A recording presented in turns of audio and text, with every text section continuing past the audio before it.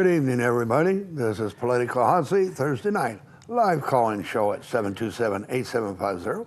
I would like to apologize for the delay. We had a little bit of a technical problem, so we're starting 10 minutes late. So if everybody turned us off, I understand why. But anyway, I'm here today with candidate for County Commission District 5, who is presently the chairman of the County Commission, Dan Schinhofen. Hey. Welcome, Dan. Thanks, Bill. Okay. Nice to be here. And I'm going to start out with something that has been asked of me, I don't know how many times, is town employees. Right. Who are we getting rid of and who are we keeping? Okay, I can tell you tonight, I hope you're tuned in, I'm going to tell you I have 5 people I know that are losing their jobs, and they're town board members. That's the only people I know that are losing their jobs in the town board.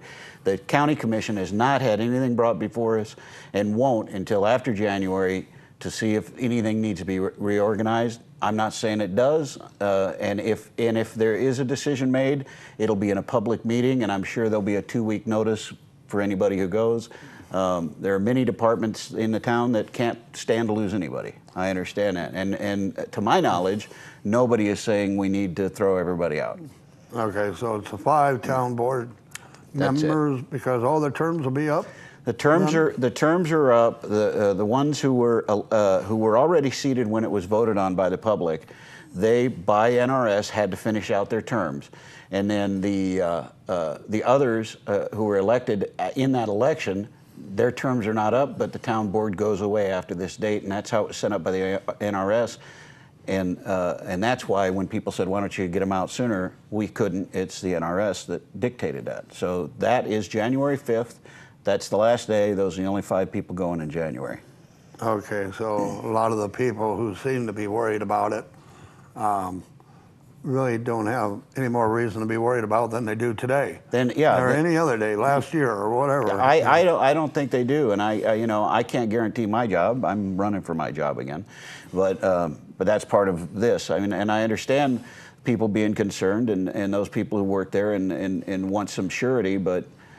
We've cut 61 employees out of the county over the last 5 years. So those people didn't have any surety either. So, we've had to downsize because tax revenues went down, and that's what you do, you try to live within your budget. Right. Oh, that's nice that somebody would live within their budget instead of just taxing more. Tell Harry Reid in Washington. I announce it to everybody, and I'm not ashamed to.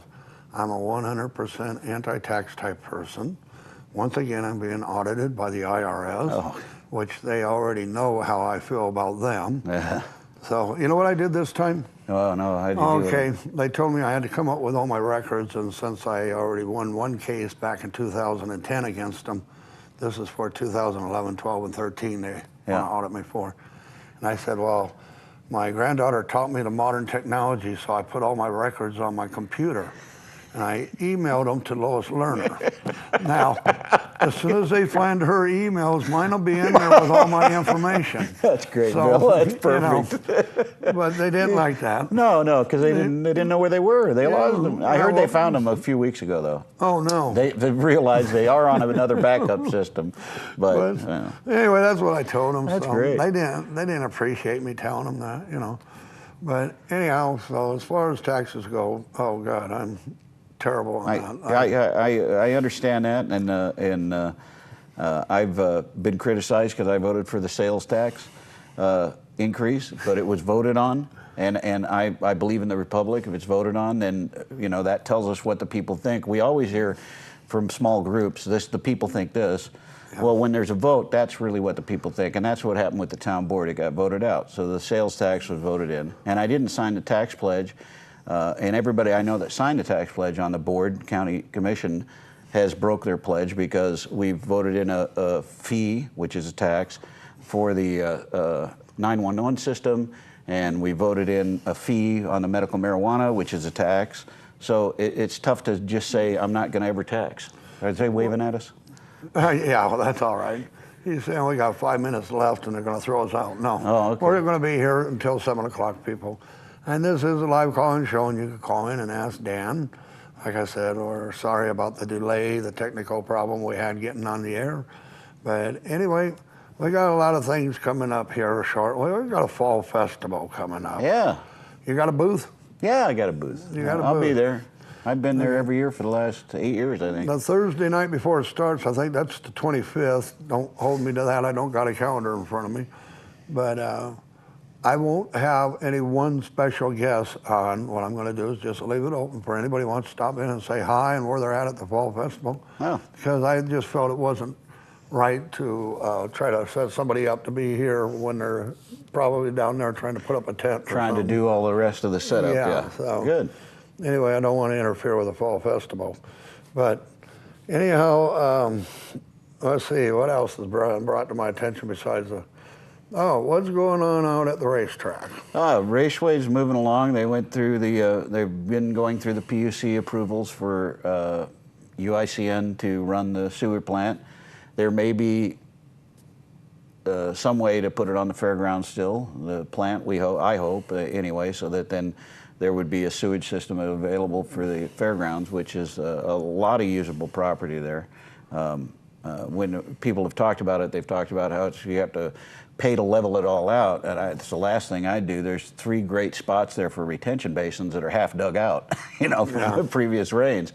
So even if you had big retention basins there, you'd still have over 200 acres of usable property. So anyway, so future use, it would be good to have it on, it would service both sides of the highway that way. But okay, the people that own the racetrack itself, they got plans? Oh, plans. Oh, yeah. They've got hotels. One of them should start next summer. Hotels. They've got. They had, from what I heard from the owner, he had 3 people. Theaters were interested, so he picked one of them. There's some restaurants that are supposed to come in, like a Chili's and Olive Garden, those kinds of restaurants that are all over Vegas, and they've got over 100 acres of property out in front of there that is commercial, and it's going to have water and sewer to it. It's going to have the infrastructure it needs. That's been our holdup all over town, is having the infrastructure in place. Well, that sounds interesting. We need to create jobs here in Nye County. Of course, that's all across the United States. And besides a hamburger flipping job, and well, the people who create the jobs is not government. Government creates only government jobs. Right. People who create jobs are the entrepreneurs, the people who take a risk and invest their money, and sometimes lose their money. And I've been there a few times. I've had a successful business. I've had failed businesses. So, but yeah, and so you know what it's like. But you take a risk. You put that money forward. Government is there, I think, to get out of the way of those businesses, help those, if we can, help those businesses get through that. It's not just county codes, there's state codes, and then there's international building codes. There's all this stuff that has to be followed.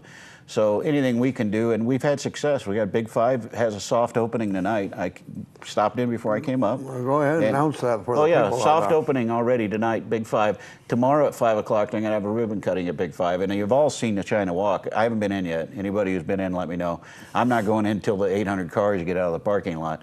But they look like they're doing well. And we have the dollar store on the north side. The dollar store on the north side had to put a commercial well and septic in.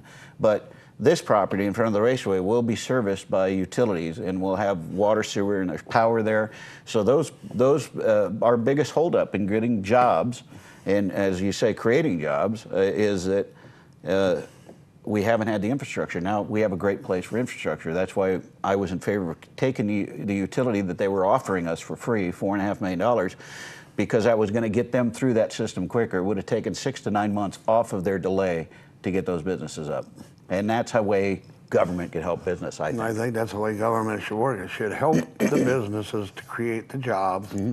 And no, I'm not a big business person who says protect all the multimillionaires and that, but without those businesses, none of us would be making anything. We'd all be living off of the government. Oh, yeah. And we'd all be even. We'd be equally poor. Yeah. Everybody equally poor. Yeah. So. Yeah, everybody. So that way, when they would audit me, they'd audit everybody. Yeah, there you go. Everybody should be audited, huh? All right. Well, we got some messages. We need to go to this break. We'll be right back afterwards.